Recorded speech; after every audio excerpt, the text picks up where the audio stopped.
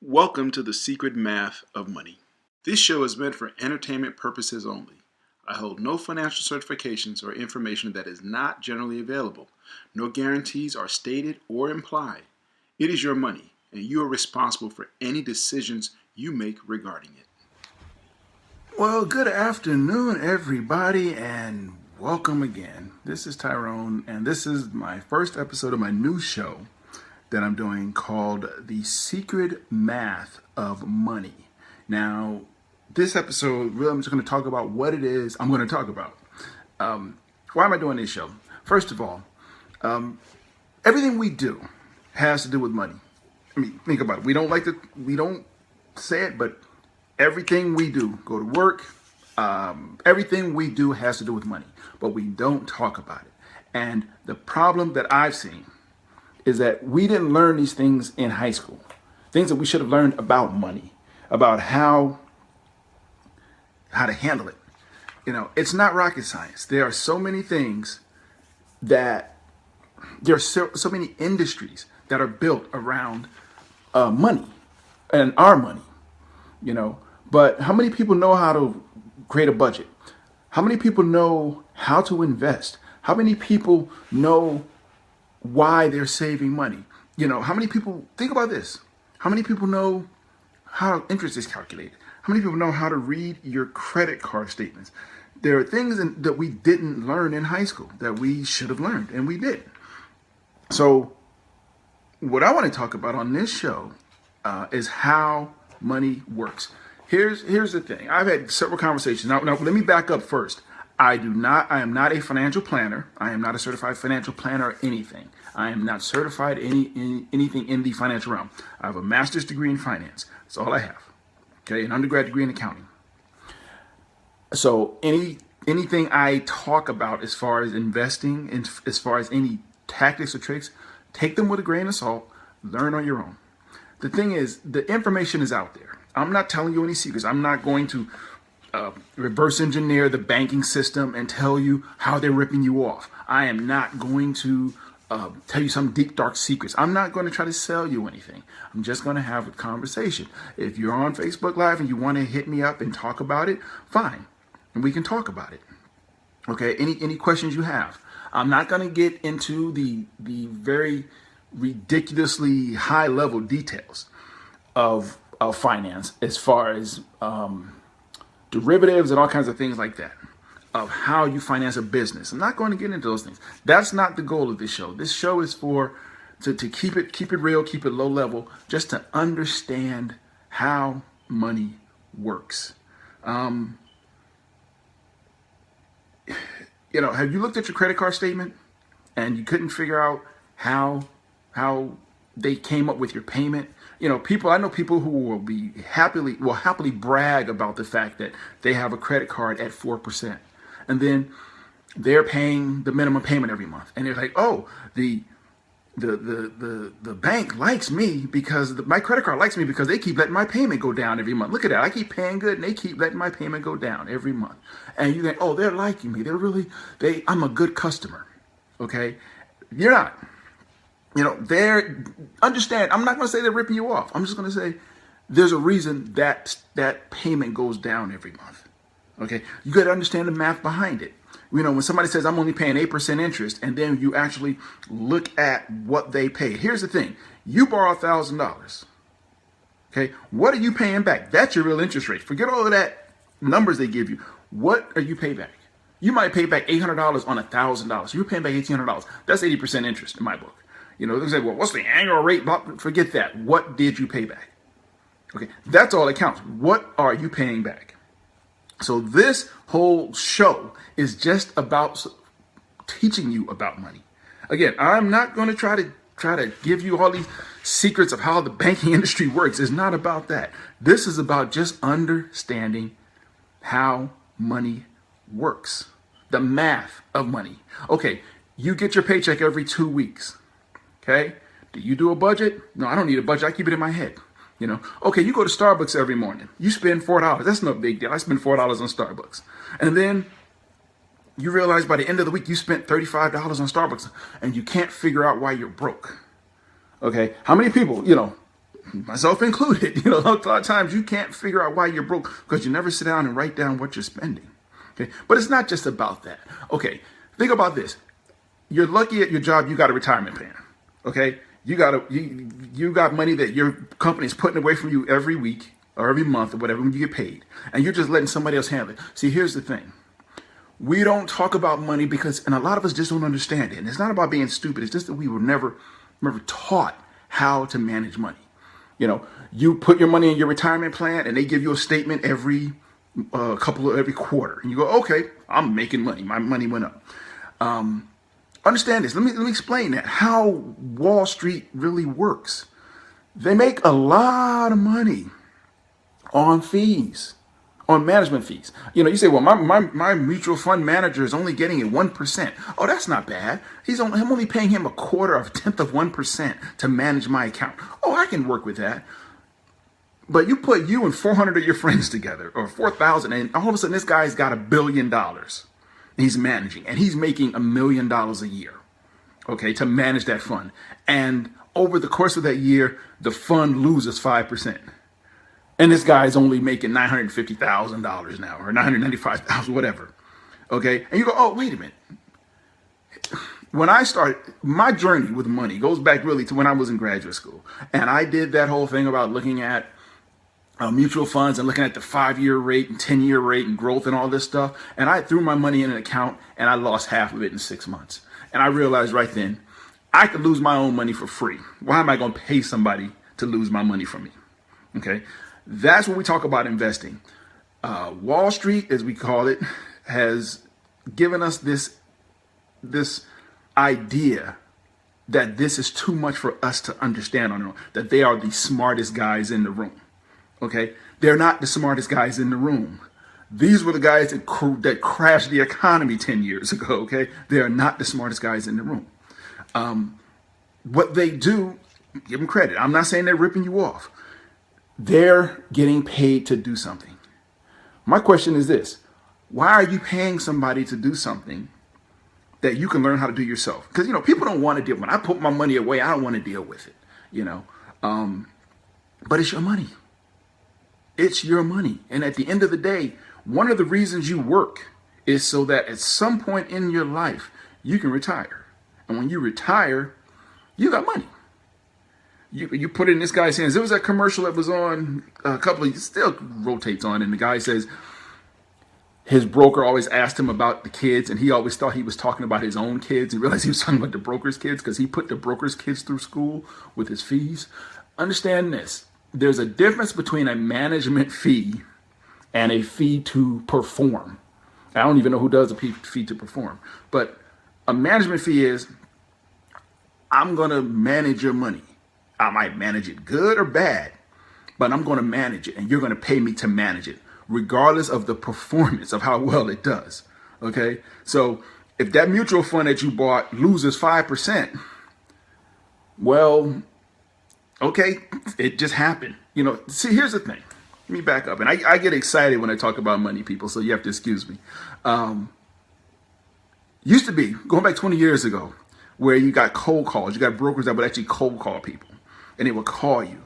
And we're going to get into this in a later show, and I'll go more in detail. But brokers will cold call people to try to get them to buy stocks. And there was all kinds of tricks that they would use. Well, this stock is going to go up. You want to get it on the ground floor, blah, blah, blah, blah. And you put your money in. Stock may go somewhere, it may not. But if it went somewhere, then if it rose, you did good. If it dropped after you bought listening to this guy, well, that happens in the market sometimes. You can't always predict. So what value are you bringing to the table? If you're telling me, I could have went and bought that stock. And see, that's another thing about stocks. And stocks is one of my real favorite things. You can read books, and I've read many books about stocks and how the value of stocks are. And this is just my own opinion. It's a bunch of BS. Stocks go up and down. Okay, somebody can say, well, according to this calculation, the true value of this stock is this. This stock is really worth $40. It's selling at 33, but it's really worth 40. No, it's worth 33. I see, and that's what we're going to get into. And here's the thing about that, the value of something. Somebody can say, what's your house worth? Well, my house is worth $300,000. Not if you can't get anybody to pay you $300,000 for it. And see, the value is something that happened in 10 years ago. When the housing market collapsed, they come up with all these big words. When the market collapsed, what it basically meant was that what you were thinking your house was worth, somebody else didn't agree with you. Okay? What's your house worth? What's your car worth? It's only worth what you can get somebody to pay you for it. Plain and simple. Think about job search. My other show, I do about job search. Well, I used to make $130,000 a year. I'm worth $130,000 a year. Not if you can't get somebody to pay you $130,000 a year. That's the reality of value.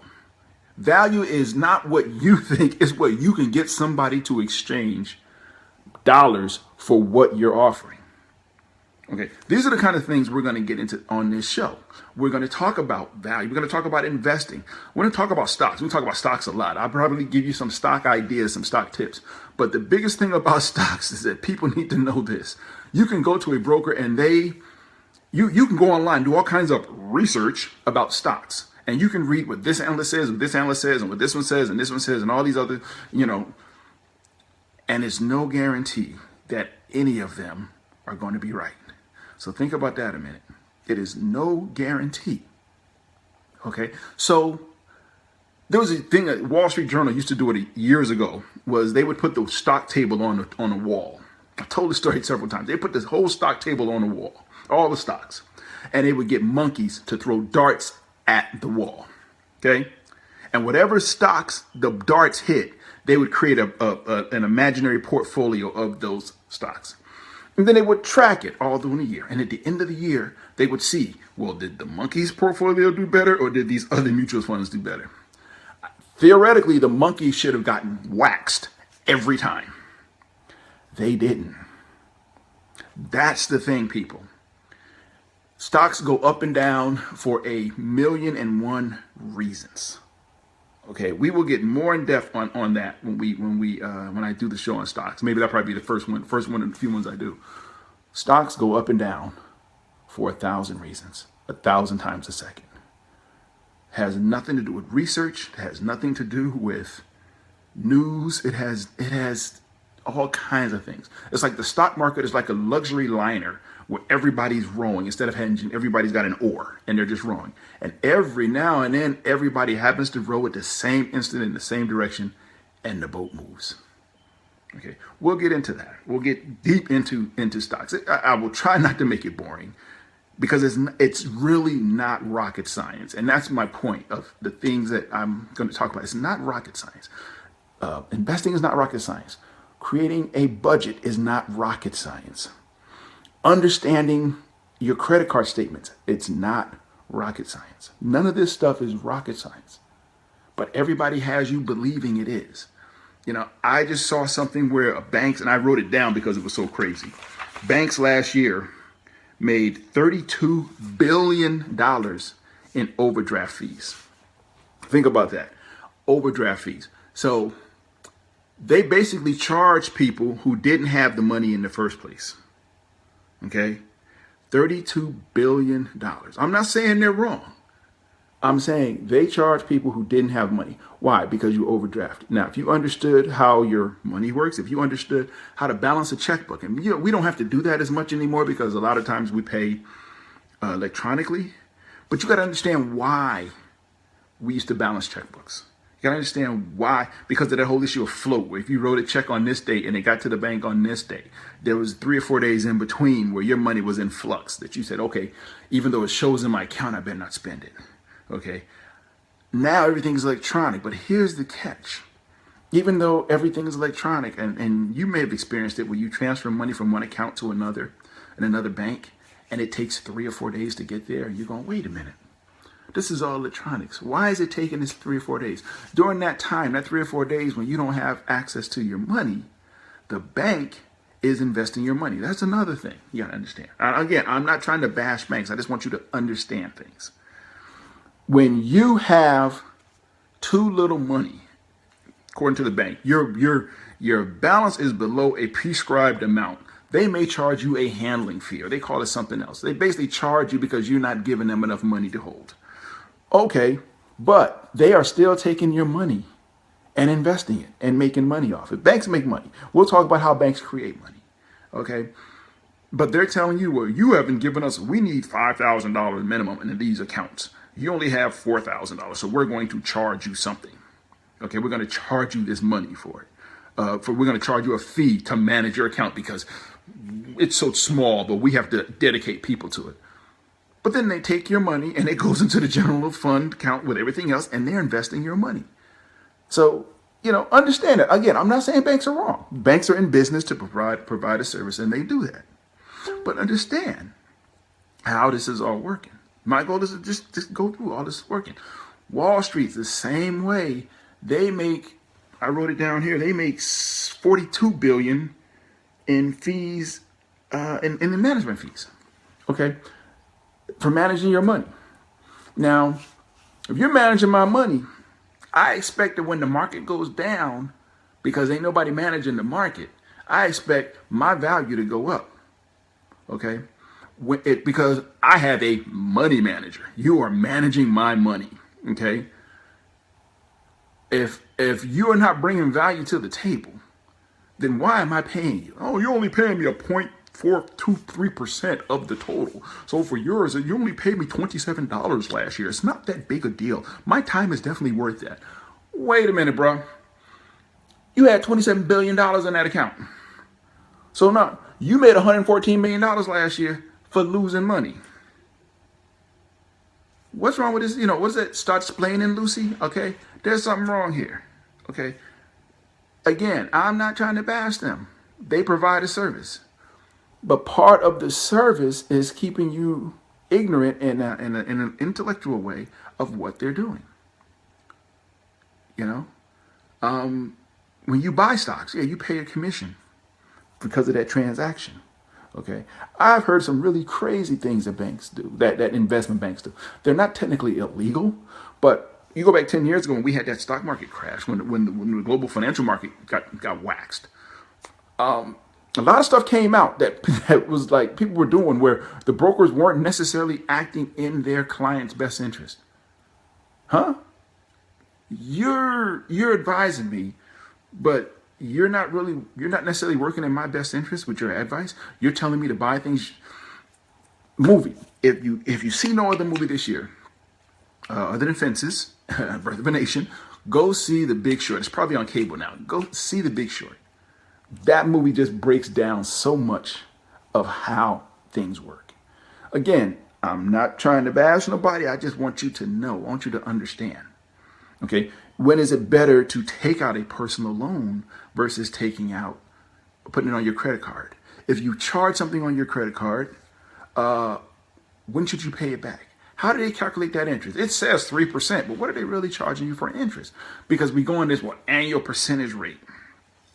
Okay, how much interest you gonna pay in a year based on, we came up with a year. My point is, I borrowed $1,000. I paid you back $1,500. Well, you paid that back over a long period. I paid you $1,500. Okay, that's 50% interest. I don't care if I paid it over 2 days, 2 months, 2 years, or 20 years. I paid 50% interest. Just so you know, okay, maybe I had no choice, but I have to pay this. I had to do this way. But my point is, understand that number they show you is not a real calculation because of other things that happen in your account. Because every time you pay the minimum, which they want you to do, the minimum drops. Okay? The minimum keeps dropping.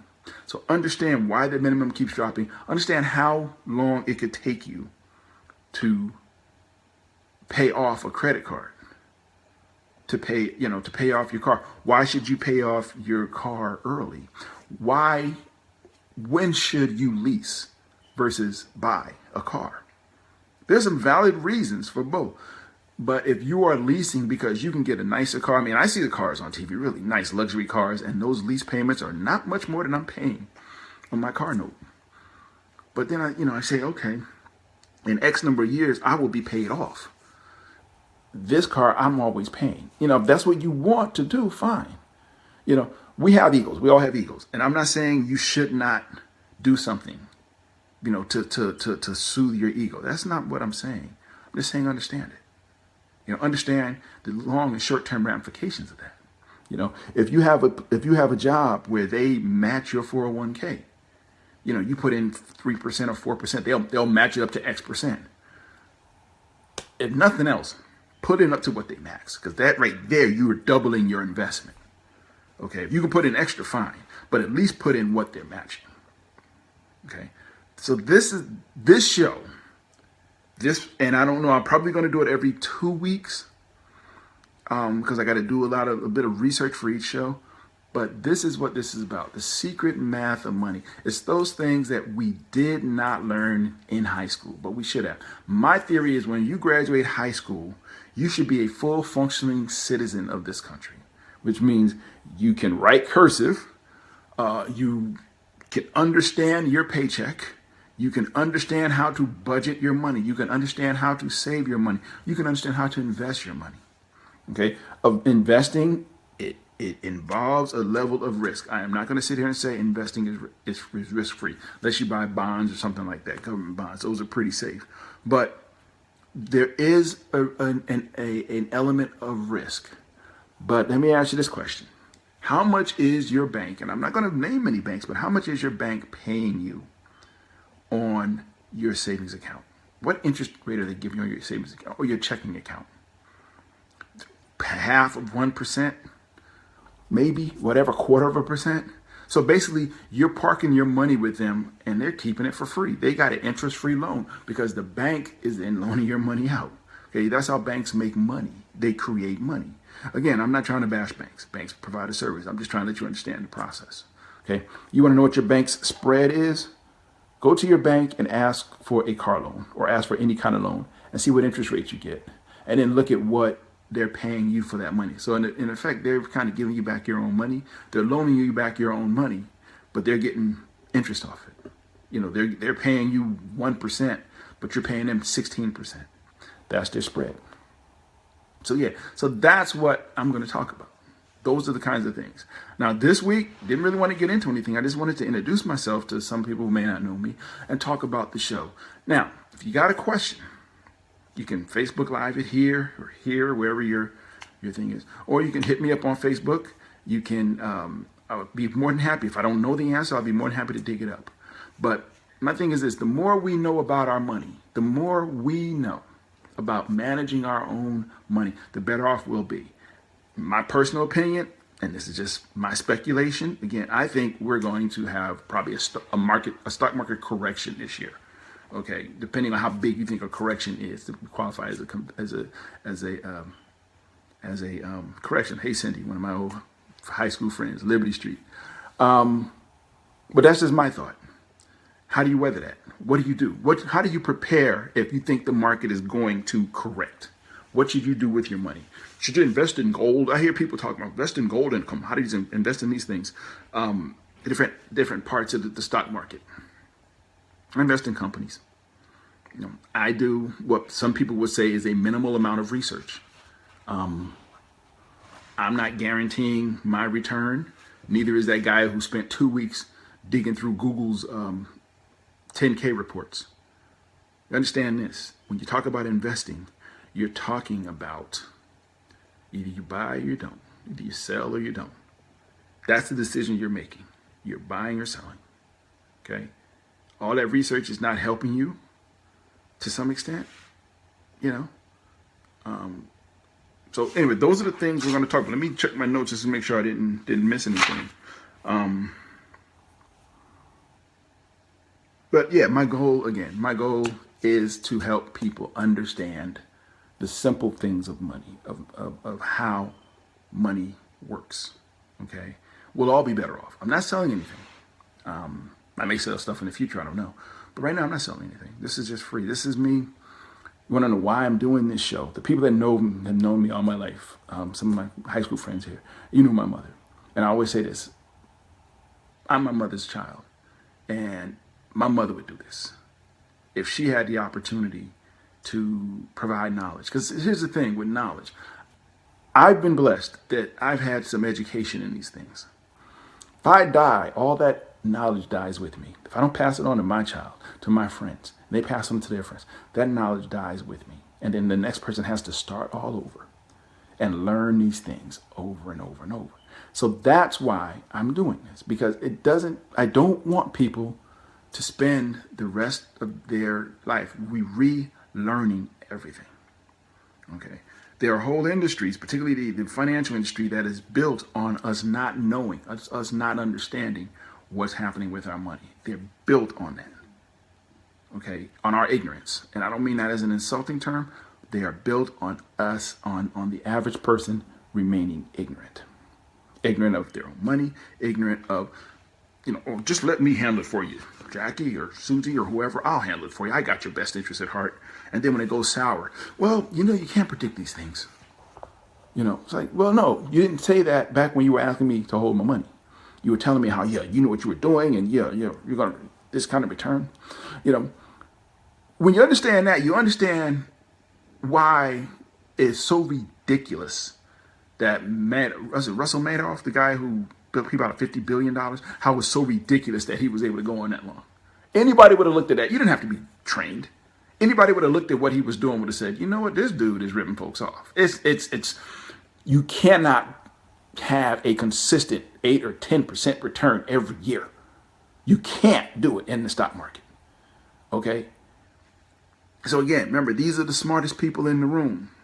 The smartest people in the room are getting ripped off like crazy.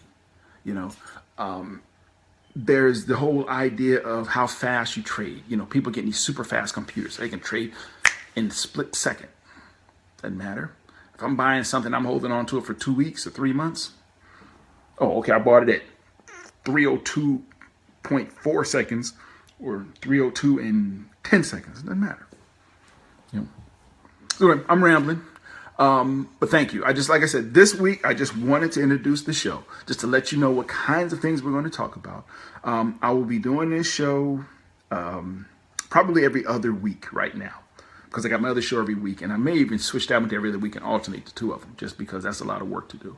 But I'll be doing it. If you got questions, you see me on Facebook, hit me up with a question, a topic you want to talk about, you want me to talk about, want me to do some research on, I'll be more than happy to, because I like money stuff. That's just, ain't got none, but I love it.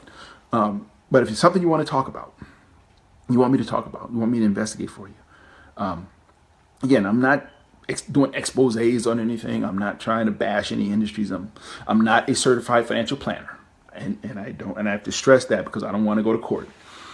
Everything I say is my opinion. Everything I say is my opinion. You listen to it, fine. You don't, fine. Okay? But this is all my opinion. Take it for what it's worth. You don't want to believe me? Fine. Go get a book and look it up yourself. Okay? Do your own homework. I say go get a book, man. You can do stuff on Google now. Okay? You can Google and learn anything you want. So that's what I'm here for. That's what I'm trying to do, is just trying to get people, like I said at the beginning of the show, everything we do in life is somewhat connected to money. And it's the one thing that we rarely talk about. Because we don't want nobody to know how much we make. We don't want anybody to know how much we have. We don't want nobody to know how much we owe. We don't want anybody to know how much we're spending. Okay, that's just how we are. But that is the one thing in our lives, money, that just 90 seconds left. That's the one thing in our lives that infiltrates everything we do.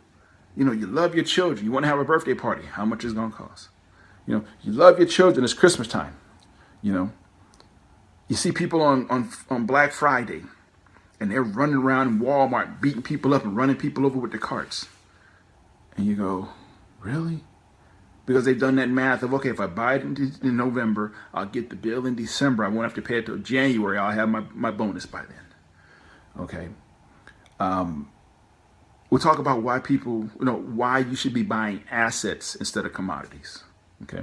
So anyway, I have rambled. I thank you all. I appreciate those who hung in with me. Probably in 2 weeks, you'll see me again. 2 weeks from today, I'll probably do this show.